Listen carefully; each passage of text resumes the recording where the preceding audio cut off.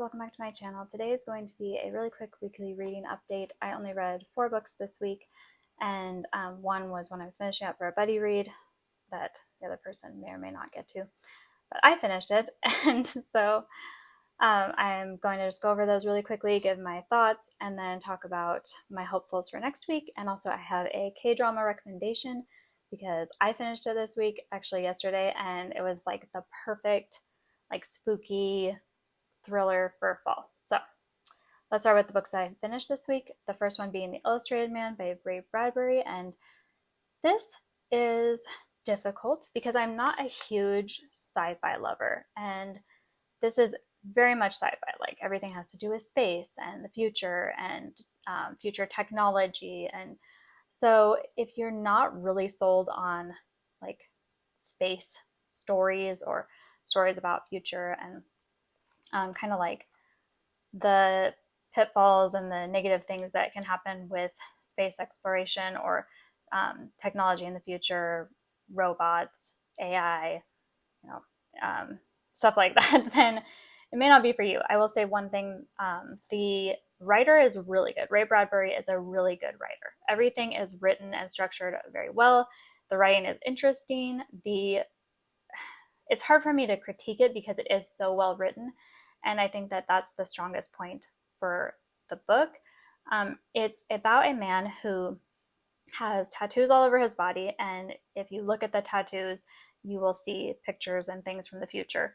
And these little stories play out. So the other person in our story looks at him and starts seeing all these things happening and the tattoos moving and then sees these stories. So this book is all a bunch of little short stories about the future.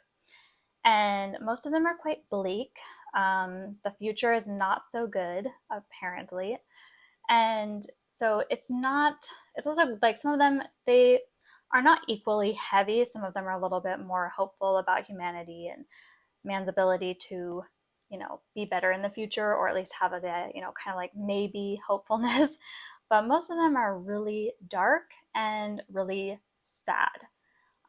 This is not like, not all of them, there's not very many that I would say are very like horrific. It's more in what you're not seeing and what you're not being told. You know what's happening and you can see like the dark path that this is going. But if you've read this book, the very first story is very much like I said in my original talk about this, that it was like kind of a gut punch and you're very like gripped from that first story.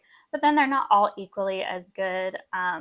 I think the author did a good job of predicting things that would happen in the future, especially how technology would be such a big part of our lives and how we would depend so much on it. So I think that there was a lot of good things in the book as far as like him seeing things that would eventually happen. Of course, a lot, like space travel being something where it's like, oh, I can just go to space anytime is not quite there. I know maybe we'll get there soon. I wouldn't go, but sure. And then the whole thing, I just felt like at the end was a bit of a like, okay, that's the end. And you got all these little short stories. I keep going back to like, what was I supposed to feel about it? And I think that's the problem, is that I didn't know what the author's overall was trying to say. It's a very well written book. He is a great author. I will definitely read more by Ray Bradbury, and I think it's worth reading. It is a classic for a reason. But for me, it didn't always pull on my emotions and make me feel things that I think the author wanted. So and maybe with that, it was a little bit of a failure, but that's probably because I don't love sci-fi. So I would say like 4 out of 5 stars, like very good book. And then the other one that I read and finished was a manga. Oh, sorry. And that was Kira-kun Today. I'm so butchering that. I just know it. I'll put it here.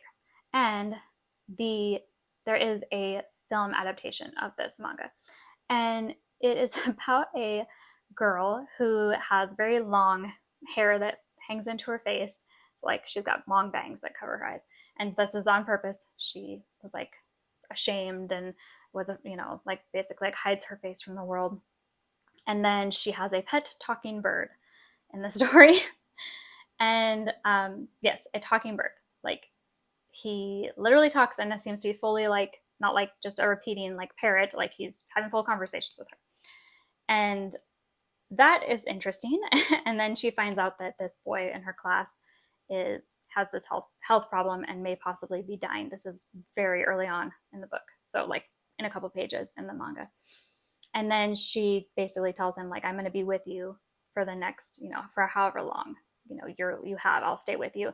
And so then their relationship from there. And in the film adaptation, they thankfully did not have the talking bird because that would have been ridiculous.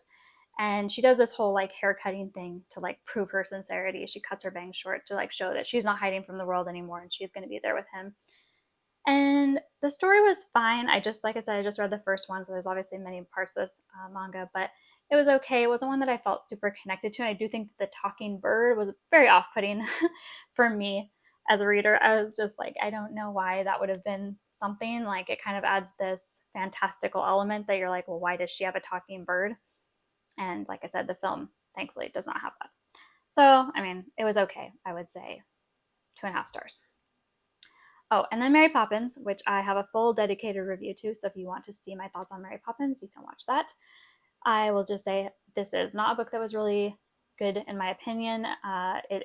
Differs wildly from the movie, and where the movie really succeeds at a message about family and parents and children and the importance of that relationship, and really shows Mary to be somebody who comes in and cares and then helps to kind of rebuild that parental children relationship situation. The book does not go that route. It is more just full of short stories about a magical nanny who doesn't really seem to like children. So not really for me. The writing is good, 3 out of 5 stars. It's not a bad book written. It's just, to me, wasn't that interesting, and also it was very odd. It's a very odd story, much more in the like style of a Lewis Carroll, like, what's happening here? Why is this happening? Than like a, sweet children's story. Okay, finally, I finished Sleeping Murder by Agatha Christie, and this is a Miss Marple mystery.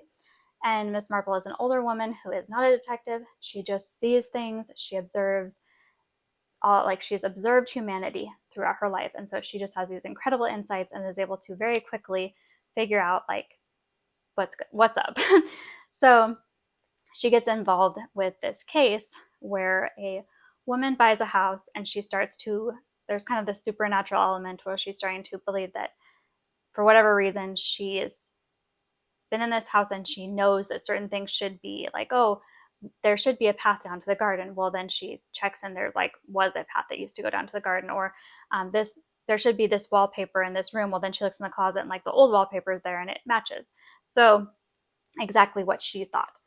So she's starting to have this kind of weird creeping feeling about this house that she's living in. And then she has a memory that resurfaces where she believes she witnessed a murder. And she meets Miss Marple and kind of goes through like, is this a repressed memory? What's going on? And then they kind of slowly have to figure out the mystery of what really happened. It is really good. I think the strength of this one is obviously Miss Marple is a good character, and she factors into this book much more so than in some of her other ones, where she's very much a side character who comes in the end with the big reveal. In this one, she's talking, she's kind of doing her own investigative work, and I like her as a character. It's very well written. There was a few things that like I did figure it out a little early on. We'll just say that. And that never makes me dislike a book. I like being able to figure it out. I'm like, oh, I figured it out. I'm smart. So it gives me like that little validation. But it was I felt like there were some pretty big breadcrumbs that you could follow and be like, oh yeah, I get it. That's who's behind this. But I did enjoy it. I always like Agatha Christie, and I do like Miss Marple. She's not my favorite of her kind of detectives or main characters, but I really do enjoy those novels, and I definitely recommend it. It's a very, very good book. 4 out of 5 stars, I would say. And I think Agatha Christie, just really any of her works I've really enjoyed.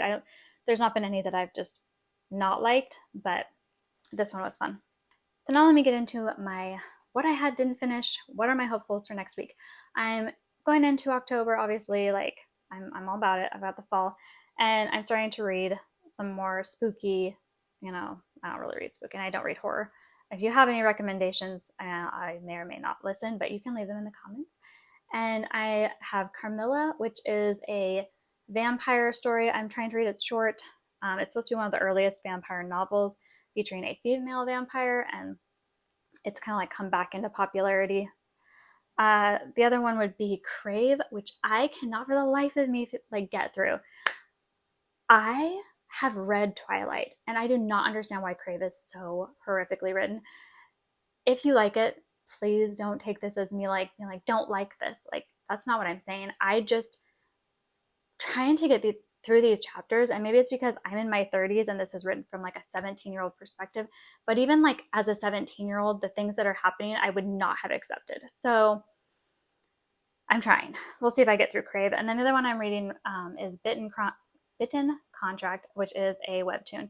So I'm kind of going with a theme, and I will be doing a full vampy, all my vampire recommendations and what I don't recommend for October. So that video will be coming. Finally, what I watched. So I finished Flower of Evil, which is a K-drama, and it is so good. If you want, it was came out in 2020, and I just recently finished it up, and I will say it's like quite heavy. So I had to take some breaks, but I finished it up and I loved it. The cast is amazing. I will just put the actors here because I know I will not be able to pronounce their names, and I just don't feel it's right to just butcher their names like that because they were amazing. And this has everything. It's, you know, romance, thriller, drama. There's a psychological aspect. There's even a bit of a supernatural aspect, and it is like gripping, like edge of your seat. I was, you know, to the very end, like, oh, what's gonna happen? It is so good. So I highly recommend Flower of Evil. It just like did not disappoint in any way. The actors are phenomenal in this, and nobody is not giving 100%. Like the side characters, which are always my issue with dramas, is that side characters can be very boring. They're often a drag to the plot, in my opinion, where they're taking away from the main couple or the main character, and so then you're stuck on some side character plot line that you don't care about. Not with this. Everybody was great. Even the child actress was amazing in this, and it all the feelings. So yes, that's my recommendation, and also what I watched. So that will wrap up my recap of the week. And if you guys want to hear more drama recommendations or, you know, anything as far as my thoughts on K-dramas, C-dramas, J-dramas, Thai dramas, I've watched it all. And, you know, I'm happy to talk about it. So let me know if you want to hear about that in another video. But I will be doing a vampy recommendations coming up soon. If I can finish Crave, that will maybe get its own rant video. Other than that, I hope you guys are having a great week. Thank you so much for watching, and let me know in the comments what you're reading this week, and if you've watched any spooky things, or if you're excited for October, and what you're most excited for reading or watching wise. And I will talk to you guys soon.